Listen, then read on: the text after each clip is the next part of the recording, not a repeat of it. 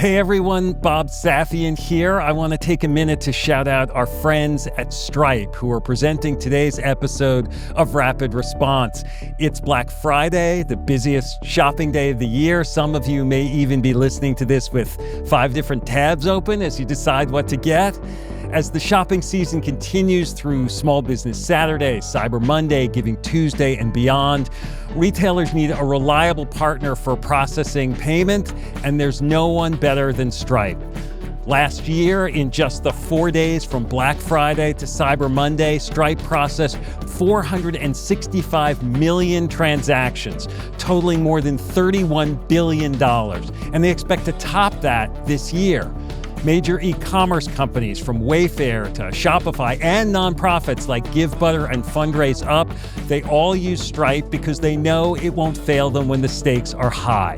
In fact, during last year's peak shopping season, Stripe processed over 100,000 transactions a minute, maintaining an uptime of 99.999%. Less downtime means smoother transactions and a better customer experience. So regardless of whether you're strictly online, in person, or both, Stripe could be the partner you need, providing financial infrastructure that scales with your business and allowing you to focus on what matters most, your customers. My thanks again to Stripe for their support of Rapid Response. Now, on to today's show. Live video auctions. It seems surprising no one's built that. It's a really fun experience. No one's put it on the mobile phone. Let's build it. And, it took off, and we are the largest in the market by a significant quantity. Have I at times worried about competitors? Yeah, absolutely. It's, very human emotion. Like, oh, here's this company that has like a gajillion dollars and they're coming at something that we've spent, a huge quantity of our life building. That's Grant LaFontaine, co-founder and CEO of Whatnot, the fast-growing retail industry disruptor. Whatnot is a pioneer in bringing the live shopping experience to mobile apps, breaking through in the valuable U.S. market in 2025 in a shot across the bow to established players from Amazon to eBay. Whatnot was recently valued at $11.5 billion, double its value from the start of 2025. So I was eager to talk to Grant about how Whatnot has successfully evoked in-person shopping in an online experience, the role of fun, FOMO, and entertainment, and what the buzzy platform's breakthrough means for other retailers and brands. So let's get to it. I'm Bob Safian, and this is Rapid Response.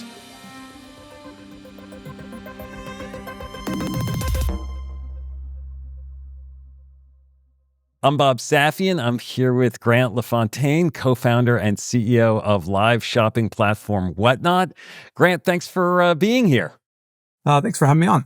Whatnot has seen some real dramatic growth this year in the top 15 among free apps in the App Store, number 2 in shopping apps. For listeners who haven't spent time on Whatnot or taken part in live shopping, can you explain a little bit about what the experience is like? People often make the comparison to a digital QVC. Yeah, I sort of think about it a little bit differently.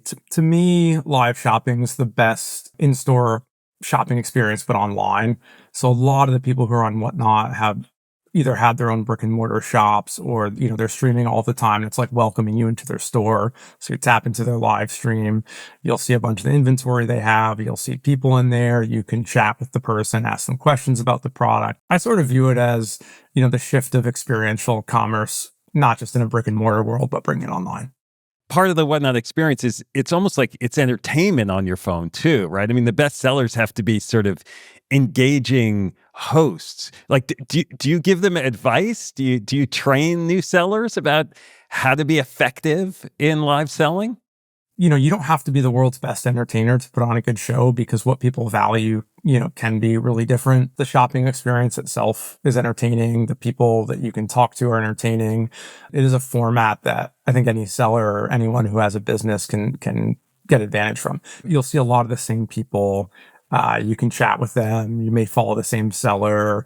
It's like if, maybe you go to your local bakery or your local pub and you sort of know the people who frequent it and you know the host and you have a relationship with them. It even carries over to, extremes. So there's a trend on Whatnot called Bless the Chat, and people will buy gifts and giveaways to have people who are just hanging out in the shows win.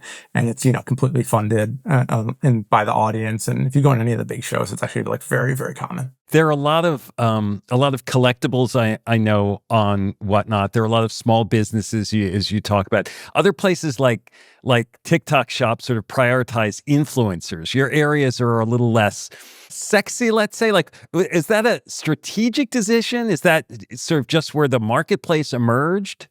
We try not to overthink these things too much. It is literally like, where can you provide value for both buyers and sellers?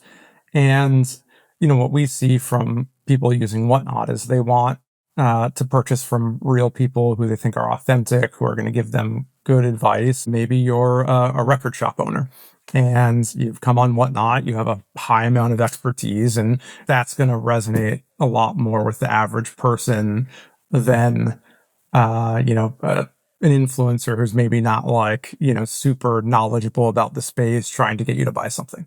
Some retail CEOs talk today about sort of this future of like tech-driven, personalized selling, and so much online is algorithm-driven right now. Whatnot feels less automated, even though obviously it's a online experience, but sort of the live social interaction between customers and sellers. Is Whatnot committed to this more kind of analog feel? I think Whatnot's like inherently human.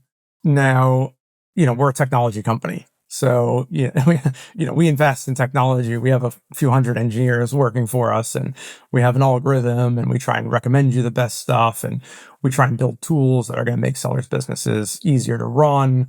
So, I think Whatnot's sort of, if we're doing it right, is going to be human first, but we'll use technology to solve people's actual problems. Your team told me that that while you use AI in the back end for efficiency and other things, that you only consider sort of deeper AI in the customer experience if it really solves customer issues. As a CEO today, do you feel, I don't know, pressure to be using AI maybe more than you need to be? There's so much talk about it. Yeah, I mean, I think absolutely. I think one of the most inherent human characteristics is there's always some pressure by looking at other people and feeling like you need to do what they're doing.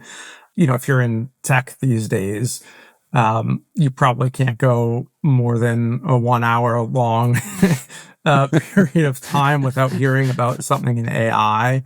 And so I think it makes you constantly question whether you're doing the right things. Now, the truth with every new technology is it either solves a problem or it doesn't. And if it doesn't solve a problem, no one's going to use it, so it doesn't matter. And so I think despite all of the noise, we try and stay relatively grounded. We're not doing AI for AI's sake. It is like, what is the problem? Can this new technology be used in a novel way to solve the problem? And if yes, we'll test it, see if it works. And if it works, we'll scale the thing. The need that you saw in launching Whatnot, like it sounds like it's about sort of that e-commerce isn't delivering the experience of physical retail. I mean, I'm curious how you see those things fitting together, what you were trying to solve, and whether you have a theory about sort of where physical retail and digital shopping will sort of go in the time ahead. When we initially started it, we were collectors, and a lot of when you buy things in collectibles, a lot of why you're doing it is, you have a similar shared interest with someone. You like to talk about the things that you're doing.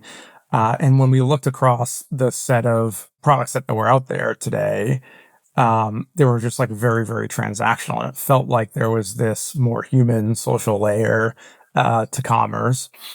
And so we started to build Whatnot for collectors. And it felt like there was something around social because that's a huge driver for why you collect and a huge part of the fun of like any of the hobbies where you collect things. From there, we sort of experimented with a bunch of things and then ended up, falling into live. And at that point in time, we had no idea how big it would be or, the potential behind it. We just were like, live video auctions. It seems surprising no one's built that. It's a really fun experience. no one's put it on the mobile phone. Let's build it. And, it took off. I'm curious whether there are any trends that you see on the platform about where collectibles are going. Are there any predictions about what might be, what might be hot next? I think people have always viewed collectibles as like niche markets. Historically, when you look at sort of collectibles markets and you sort of think about the Beanie Baby that had this like meteoric rise and meteoric fall, as sort of like the quintessential, like that's what happens in collectibles. If you look across our collectibles business, so we're 6 years old now, every year, I don't think it's ever grown under 100% a year. And I think in a world where, everything's sort of mass produced, very digital, I think having unique things and being able to sort of resonate with folks on those things is just providing more value. And so I think these markets are going to be more enduring. What the sort of like Beanie Baby of the day is what they call a Labubu. I don't have one. And, my prediction is that market keeps growing for a really long time. That the Labubu is not going the way of the Beanie Baby? I think people want more unique experiences today. I think social media amplifies them. And so I think the Labubu is going to stay strong. eBay launched a live shopping feature, I don't know, 2 or 3 years ago, right? Did you look at that as like, oh, like here's a competitive threat or sort of a validation of your model or maybe a little bit of both?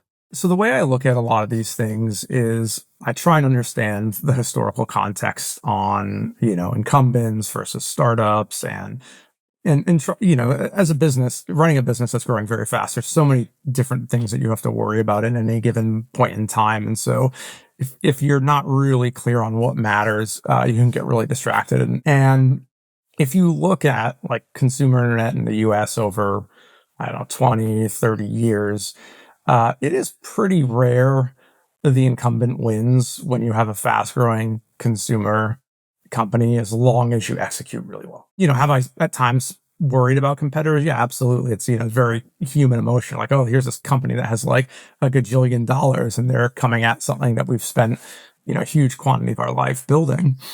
But, ultimately, I tell it's the team now, and it's true.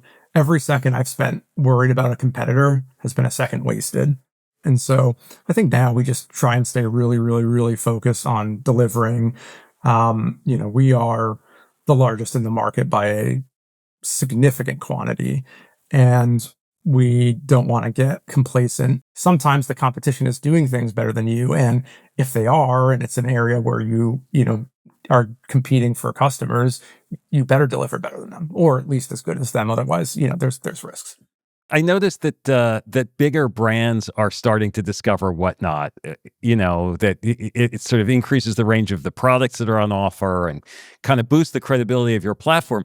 But I could also see that there are potential risks with that. Diluting the smaller players, making it feel a little less intimate. How do you think about that, and how sort of as you grow, the feeling or the service delivery adjusts?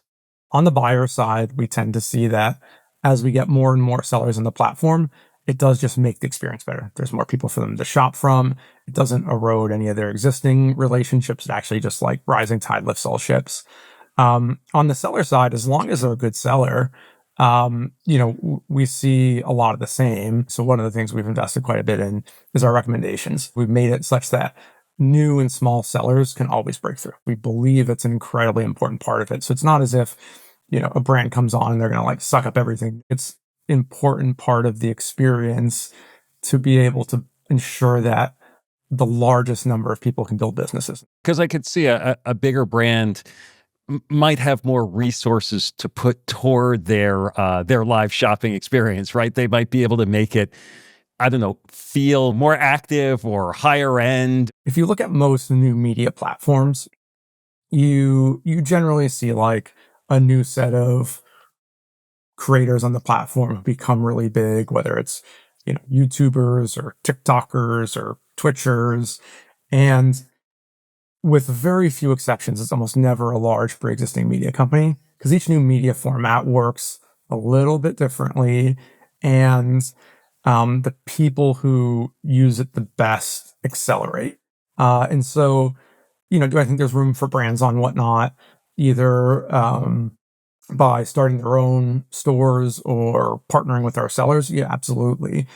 But I think at the end of the day, the people who are going to be the best, I think, are going to be the ones who are native to that platform, deeply invest in it, deeply understand it. A term I've heard thrown around when talking about the Whatnot experience is FOMO inducing, fear of missing out. And FOMO is something that many business leaders are trying to generate, to engineer.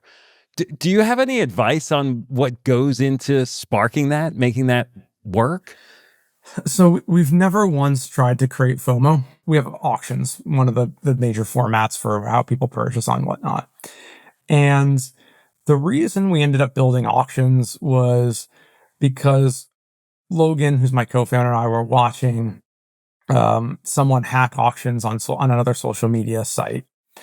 And, it's incredibly broken experience, but we started bidding against each other and we're like, wow, this is just like really fun. Let's go and build that because it's really fun. And so I think what we mostly do is just try and build an incredibly fun commerce experience. E-commerce of the past 20 or 30 years, very efficient, very transactional, Whatnot, fun. And so we just try to inject fun everywhere. But our intention was never to create FOMO. Our intention was to create an incredibly fun experience. Are there things that you've learned about today's consumer that traditional retailers or e-commerce players are missing? I mean, in many ways, Whatnot is like like the polar opposite of the e-commerce plays of the past 30 years.